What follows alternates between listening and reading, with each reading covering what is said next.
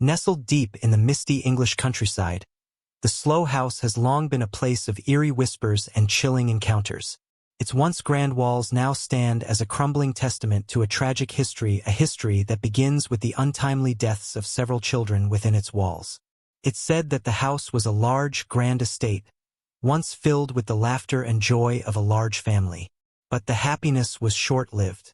Several children died under mysterious circumstances, their young lives claimed by a sickness that swept through the house in the early 1800s. Some say it was the result of a sinister curse, while others believe it was the evil nature of the house itself.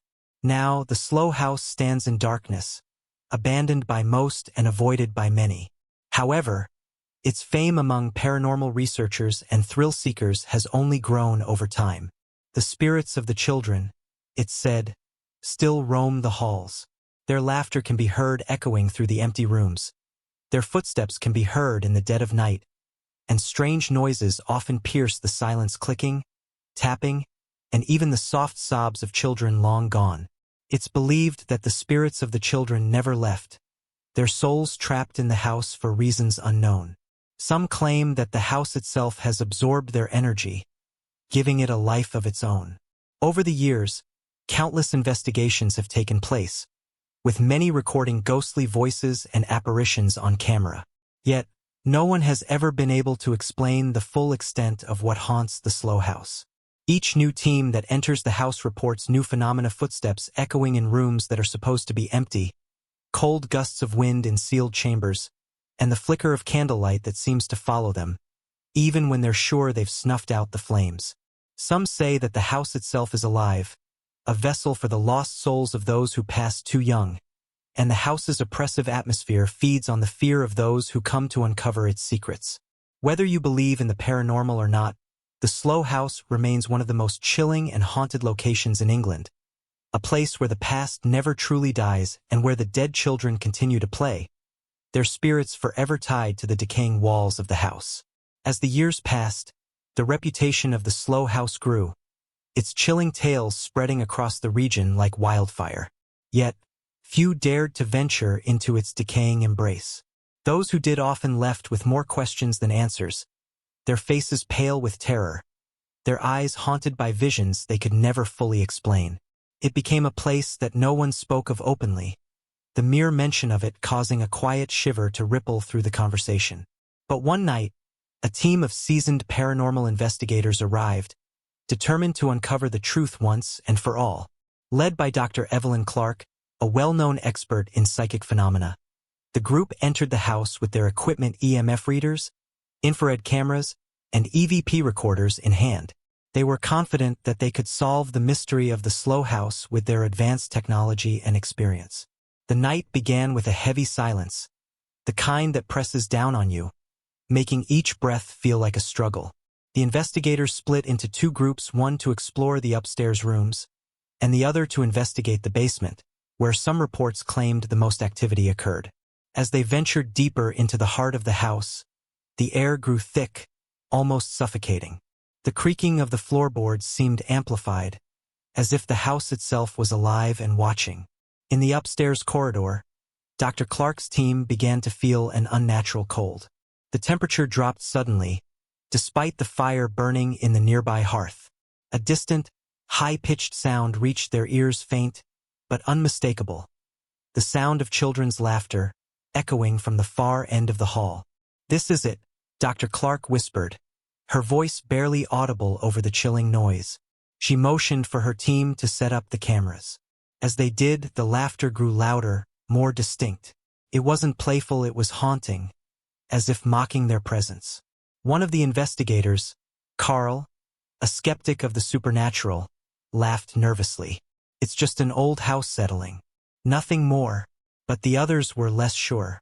They could feel something in the air, an unseen presence, something not entirely human. The laughter seemed to grow, coming closer and closer, until it was right behind them. They turned in unison, but no one was there. At that exact moment, an overwhelming feeling of dread descended upon them. The floor beneath their feet trembled, and a loud crash echoed through the corridor. The team rushed to investigate, only to find a door had slammed shut, as if by an invisible hand. Meanwhile, in the basement, the second group had uncovered something far more disturbing.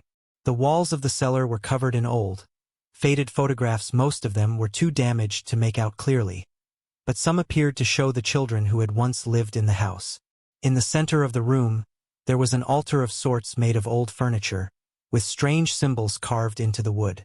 But what drew the investigators' attention most was the cold, dark pool of water that seemed to have no source. It appeared in the very center of the basement, and though no one had entered the room yet, the investigators could feel a pull toward it. One of the team members, Clara, walked closer to the pool.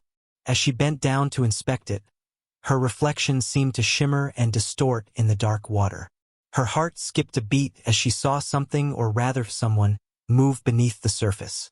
Before she could call out, a shadow passed over the water, and the temperature plummeted. The lights flickered violently, and the sound of children's laughter echoed throughout the basement. But this time, it was not distant, it was close, as if they were surrounding her. Panic set in.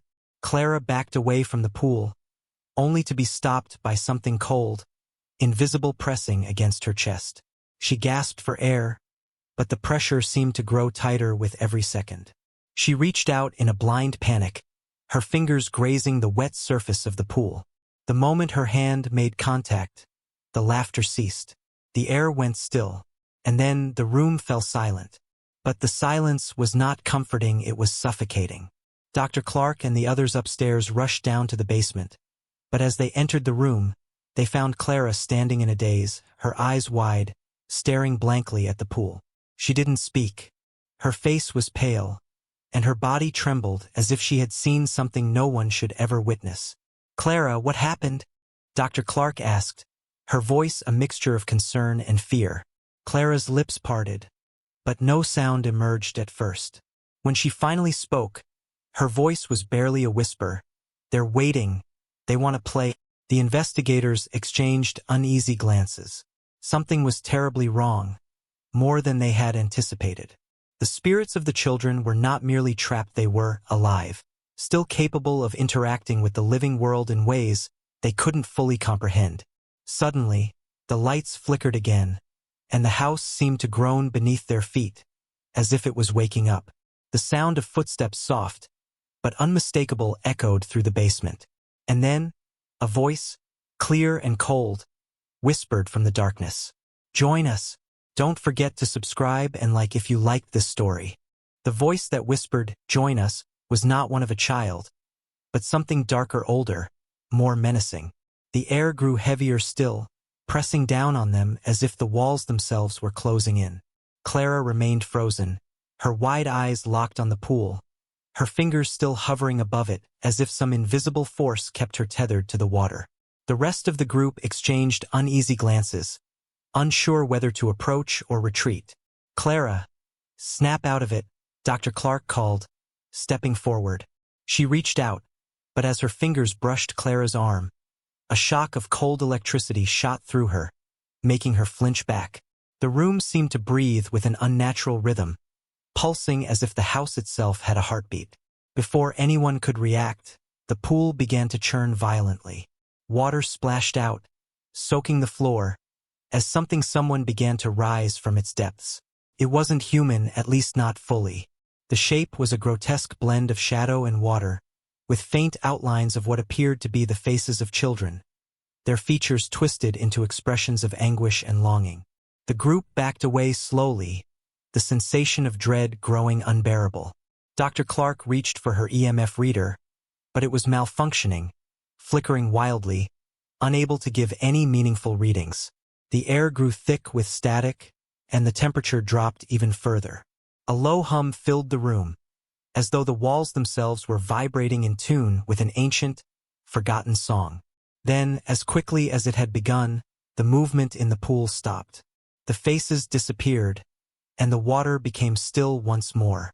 The tension in the room was suffocating, and the silence that followed was deafening. "What the hell was that?" Carl finally managed, his voice barely a whisper. He was visibly shaken, his earlier bravado nowhere to be found. The group stood frozen, unable to move, each member processing what they had just witnessed. Whatever it is, it's not over, Dr. Clark muttered. She could feel the oppressive presence of something lurking in the house, something ancient and powerful, and it wasn't finished with them yet. They needed answers and fast. Let's get out of here, Carl urged, his voice tight with fear, but Dr. Clark shook her head. We can't leave now, not after what we've seen.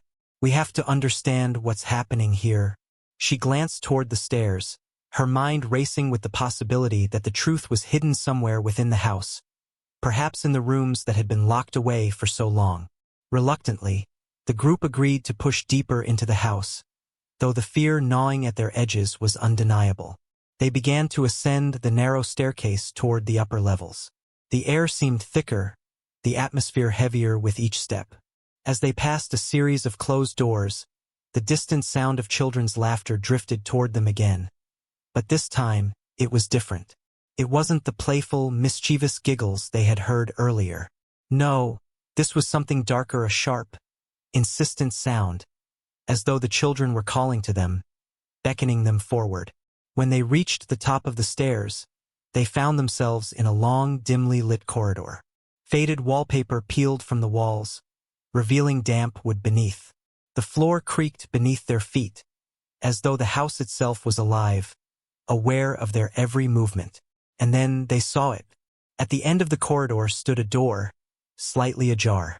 Light flickered from within, casting long, eerie shadows across the walls. The laughter grew louder. We need to be careful, Dr. Clark whispered, her voice strained. This is where it all began. They moved cautiously toward the door, each step taken with trepidation. As they reached it, the door creaked open on its own, revealing a room that had been left untouched for decades. The room was dark, save for a single, dim light bulb swinging from the ceiling. In the center of the room stood a large, ornate mirror, its surface tarnished with age, the edges framed with intricate carvings. The reflection it cast was distorted, warping the space in front of them. As they stepped closer, the laughter grew more intense. It was no longer coming from the walls, it was coming from the mirror. They could see it now, faintly at first, figures moving behind the glass, their forms barely visible, but unmistakably the shapes of children. Their faces pressed against the mirror, their hands reaching out toward them, as though they were trapped on the other side, begging to be freed. Dr. Clark's heart pounded in her chest as she approached the mirror, her hand trembling as it reached toward the surface. The moment her fingers brushed against it, a jolt of energy surged through her, like an electric shock, but the sensation didn't stop. It pulled at her, as if the mirror itself was alive, trying to drag her in. Dr. Clark! Carl shouted, rushing forward to grab her arm, but it was too late. She was already halfway through the mirror, her body bending unnaturally as the glass swallowed her whole. The last thing she saw before she vanished completely was the horrifying face of a child, its mouth open in a silent scream, its eyes filled with an ancient sorrow. The group stood frozen, unable to comprehend what had just happened. And then the mirror went black. The room was unnaturally still, the silence pressing down on them like a heavy blanket. Dr. Clark's disappearance left the team in a state of shock, their minds struggling to comprehend what had just happened. The mirror, now dark and lifeless, seemed to pulse faintly, as if it were breathing. The oppressive air in the room thickened, and the walls seemed to close in on them. Where did she go? Carl asked, his voice hoarse, barely more than a whisper. He stood frozen, eyes wide, still staring at the spot where Dr. Clark had vanished into the mirror. We need to go after her, Clara said, her voice shaking but filled with a sense of determination. She was no longer the same woman who had been so dazed moments before. Something in the room had stirred her a newfound urgency, or perhaps fear. No, said Carl, shaking his head. We don't know what that thing is. What if it's a trap? What if we can't get her back? I'm not leaving her here, Clara said firmly. She turned to the rest of the group, looking each person in the eye, hoping to make them see that they had no choice. We can't just abandon her. The others hesitated. Dr. Clark had been their leader, their guide through this nightmare, and the thought of losing her so suddenly was more than they could bear. Yet the question loomed, how could they fight something they didn't understand? Carl finally nodded reluctantly. All right, but we need a plan. This isn't some haunted house, it's something worse. We need to find out how to get her back and get the hell out. They began to search the room, looking for any clues, any hint as to what had happened. The mirror seemed like an obvious place to start, but it was no longer giving off any signs of activity. The carvings around the frame seemed to shimmer faintly in the dim light, but when Carl reached out to touch them, he felt an icy chill running up his arm, and the room grew darker still. Clara walked around the mirror, her eyes scanning the walls. As she did, she noticed something that made her heart skip a beat, a strange symbol, faintly scratched into the plaster near the floor. It was a circle with lines radiating outward, intersecting at odd angles. At the center of the symbol was a small, crude drawing of a child's face. "Look at this," she said, her voice tight. "Do you see this?" The others gathered around, their faces drawn with suspicion and fear. The symbol seemed almost alive, as if it were shifting subtly under their gaze, the lines beginning to shift, and the face in the center growing clearer by the second. "This is no ordinary house," said Ben, the team's historian and occult expert. He had been quiet up until now, but the symbol spoke to him in ways the others didn't fully understand. This is something more, something ancient. The house itself might be the key to what's happening here. Before anyone could ask what he meant, the floor beneath them groaned, and a distant thud echoed through the house. The sound came from upstairs, from the same direction they had heard the children's laughter earlier. It was as though the house was beckoning them, urging them to follow. "We need to go up there," Ben said, his voice low and steady. "We need to find the source of that noise. It's not just the children's spirits, something else is at work here. The house is more than a haunting. It's alive." The team looked at one another, torn between the fear of what they might face and the need to find Dr. Clark. Finally, they agreed, and with a collective breath, they moved toward the stairs, each step a reminder that they were about to venture deeper into the unknown.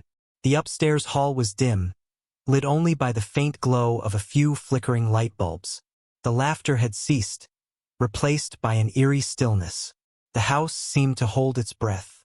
They moved cautiously, their footsteps muffled against the old, worn carpet. At the end of the hall, they found another door, this one slightly ajar. As they approached, the unmistakable sound of a child's giggle echoed through the room. The door creaked open slowly, revealing a small nursery, frozen in time. The room was adorned with faded wallpaper, once bright and cheerful but now peeling and faded. A single crib stood in the center, its slats broken and warped, as if it had been abandoned in a hurry.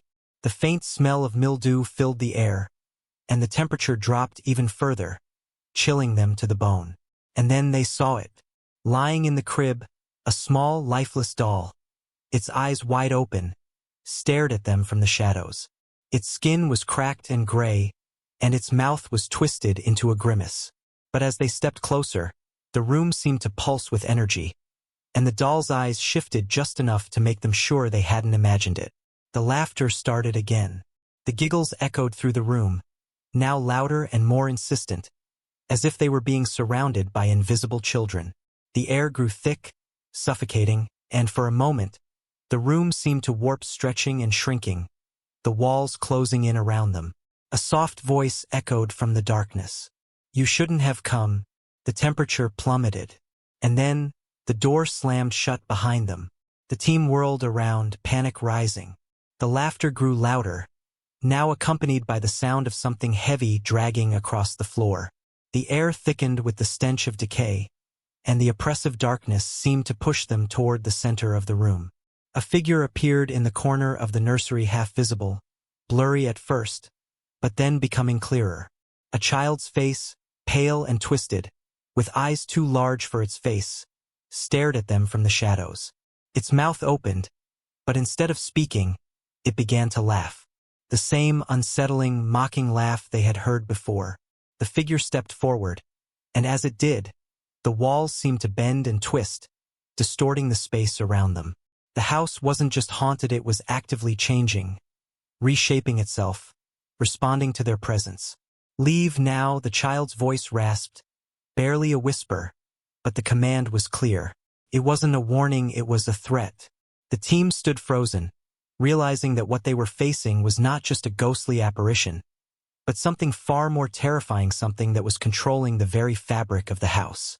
Every step they took deeper into the slow house seemed to make them more ensnared in its grip.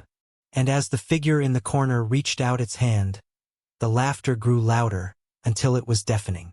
As the laughter grew deafening, the team stood paralyzed, unable to move as the childlike figure in the corner stretched toward them, its eyes glowing with an otherworldly hunger.